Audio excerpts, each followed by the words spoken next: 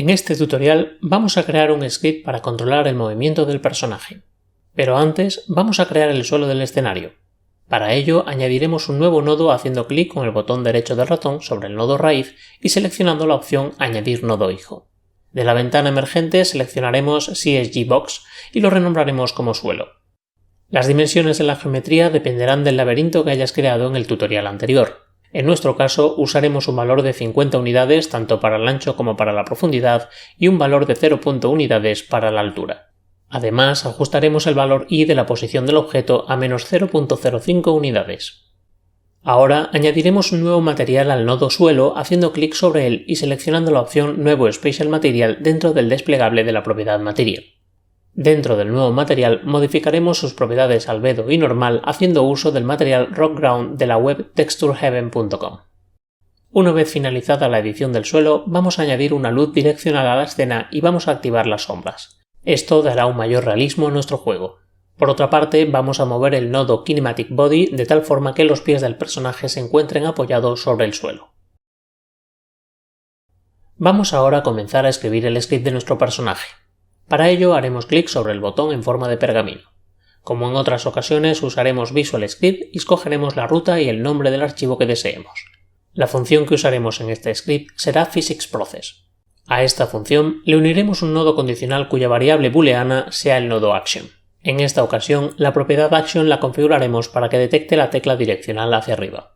Las dos acciones que queremos realizar cuando el jugador pulsa la tecla hacia arriba son, por un lado, orientar el personaje en la dirección opuesta a la cámara y por otro, mover el personaje hacia adelante. La primera acción solo afecta a la parte visual, es decir, solo debemos orientar la geometría del personaje principal. Para ello seleccionaremos el nodo personaje principal y arrastraremos la propiedad Rotation. Ahora conectaremos el puerto de salida True del nodo condicional con el puerto de secuencia de entrada del nodo SetRotation. Además, pulsando sobre el nodo SetRotation modificaremos la propiedad Index de la ventana Inspector para especificar que solo vamos a establecer el valor i del nodo rotación. Nuestro objetivo es que la geometría de nuestro personaje rote el mismo ángulo que el nodo referencia de cámara. Por tanto, necesitamos recuperar el vector rotación del nodo referencia de cámara y unir su componente i con el nodo SetRotation. Para ello, arrastraremos la propiedad rotación del nodo referencia de cámara desde la ventana Inspector hasta el editor de script. En esta ocasión, como deseamos obtener el valor de dicha propiedad, mantendremos la tecla Control pulsada. Ahora descompondremos el vector getRotation en sus tres componentes. Para ello haremos clic con el botón derecho del ratón en una área vacía del editor de script y a continuación seleccionaremos la versión de tres componentes del nodo deConstructVector. Una vez creado el nodo, conectaremos el puerto de datos de salida del nodo getRotation con el puerto de datos de entrada del nodo deConstructVector.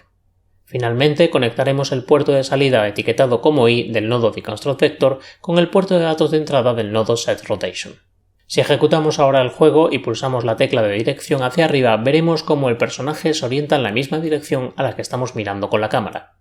Vamos ahora a mover el personaje. Para ello crearemos el método MoveAndCollide usando la ventana emergente que aparece al pulsar el botón derecho del ratón sobre una zona vacía del editor de script. A continuación conectaremos los puertos de secuencia del nodo SetRotation con este nuevo nodo. Una vez conectado, tendremos que definir un vector de movimiento en el espacio global. Esto lo haremos mediante la matriz transformación del nodo personaje principal. Para ello seleccionaremos este nodo y arrastraremos la propiedad Transform de la pestaña Matrix desde la ventana Inspector hasta el editor de script. Recuerda mantener pulsada la tecla Control para obtener la información. Ahora vamos a descomponer la matriz en sus componentes base y origen. Para ello, arrastraremos el puerto de datos de getTransform a un área vacía del editor de script. De la ventana emergente seleccionaremos la opción deConstructTransform. Esto nos creará un nuevo nodo con dos puertos de salida. Nosotros usaremos la puerta de datos etiquetada como base. Como habíamos indicado en el tutorial anterior, esta componente presenta tres vectores. Para extraer estos tres vectores, arrastraremos el puerto de datos de salida base a un área vacía del editor. De la ventana emergente seleccionaremos la opción deConstructBasis. De los tres vectores disponibles en la base de la matriz transformación, nos centraremos en el eje Z, ya que nuestro objetivo es mover el personaje en el eje Z del espacio local. Si unimos este eje Z con el nodo MoveAndCollide, tendríamos listo nuestro script. Sin embargo, antes de conectar ambos nodos, vamos a reducir la velocidad de movimiento. Para ello arrastraremos el puerto de datos de salida etiquetado como Z a una zona vacía del editor de script. De la ventana emergente seleccionaremos el nodo MathMultiply. y modificaremos el segundo puerto de datos de este nodo con el valor de 0.1 en todos los ejes. Finalmente, conectaremos el puerto de salida de este último nodo con el puerto de datos de entrada de la función moveAndCollide. Si ejecutamos ahora nuestro juego, podremos mover al personaje en la dirección en la que apunta la cámara. En el próximo tutorial añadiremos un nuevo nodo conocido como SoftBody. Gracias por ver este tutorial.